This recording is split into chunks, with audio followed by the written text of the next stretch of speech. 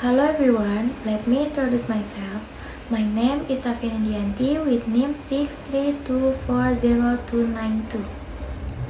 Here I will deliver a speech entitled Talking about the Planning for Journey to fulfill the English course assessment taught by Mrs. Khadijah SS.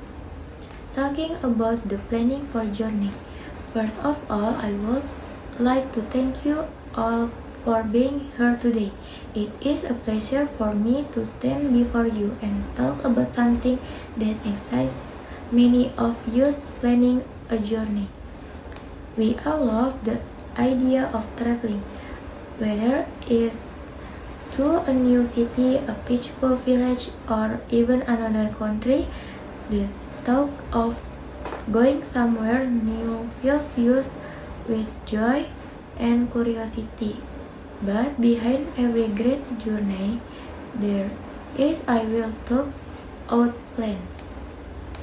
Planning a journey is not just about deciding where to go. It's about answering many important questions. When will we go? How will we get there? What do we need to prepare? Where we will stay? What place will we visit? These questions help us create a travel experience that is not only fun but also smooth and safe.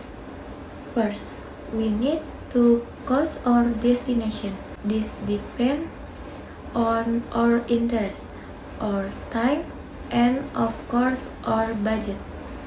Are we looking for adventure, culture, relaxation, or nature? Once we choose the destination, we can start checking the weather, language, custom, and local food. Next is transportation. Will we go by car, train, plane, or maybe a combination? Booking tickets early of them save money. There comes accommodation where we will sleep. We can choose hotels, hostels, or even homestay depending on our need and budget. We also need to make a list of activities or places we want to visit.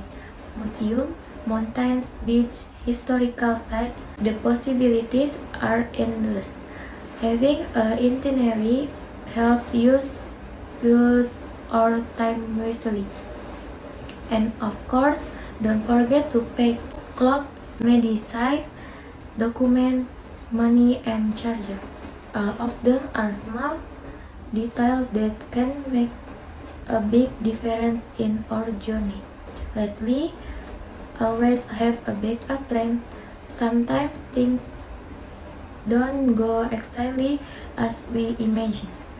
A delayed flight, unexpected rain, or a closed tourist spot can happen. Flexibility and a positive attitude are just as important as good plan. In conclusion, planning a journey is like drawing a map for a dream. With the right step and careful thought, we can make the most out of our traveling experience. So let's start planning, not just to travel, but to discover, to learn, and to grow. Thank you for your attention, and I hope your next journey will be unforgettable. Hello everyone, my name is Safina Dianti with NIM 6324092. Modal definition. A modal is an auxiliary verb used to provide additional information about a main verb, such as expressing possibility, obligation, permission, suggestion, or ability.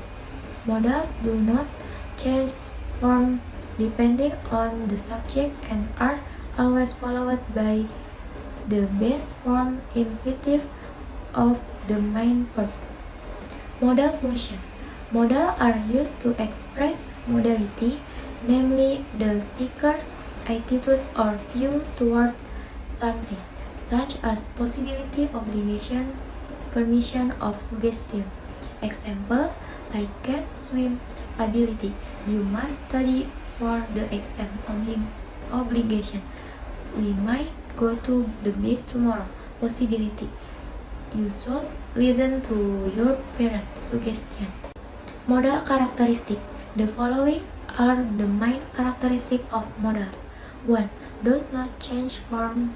The form of modal verb does not change regardless of the subject of the sentence. 2. Followed by infinitive, modal verbs are always followed by the base form infinitive of the main verb. 3. Not as in third person singular, even though the subject is third person singular, he, she, it.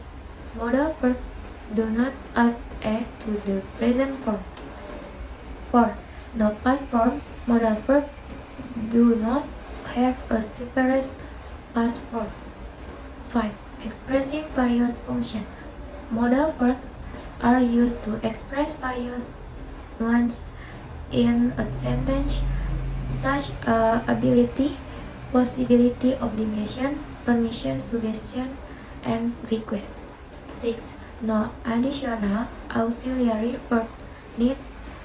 Modal verbs do not require additional auxiliary verb do, does, did in interrogative or negative sentence. Type of modals. 1. Present modal. 2. Past. 3. Perfect modal. 1. Present modal. The present modal is used to express events that are happening, habits, or abilities at the moment. Modal that can be used include will, shall, must, might, should, ought to, and can. Formula. The following is the formula for present modal as follows. Subject plus modal present plus verb 1. Example 1. I shall come to his party. 2. You should eat your vegetables. 3. Will you marry me? 2. Past modal. Past modal are auxiliary verbs used to express past action or situation. They are used to show ability, possibility, obligation, or speculation about past events. Modal that can be used include could, would, should, might, and hard to. Formula. The following is the formula for past modal as follows. Subject plus modal past plus verb 1. Example 1. She would always help her mother with the cooking. 2. He must have studied hard for the exam. 3. It might rain later. 3. Perfect modal. The perfect modal is used to talk about events that should have happened in the past but did not happen, or to express uncertain possibilities in the past.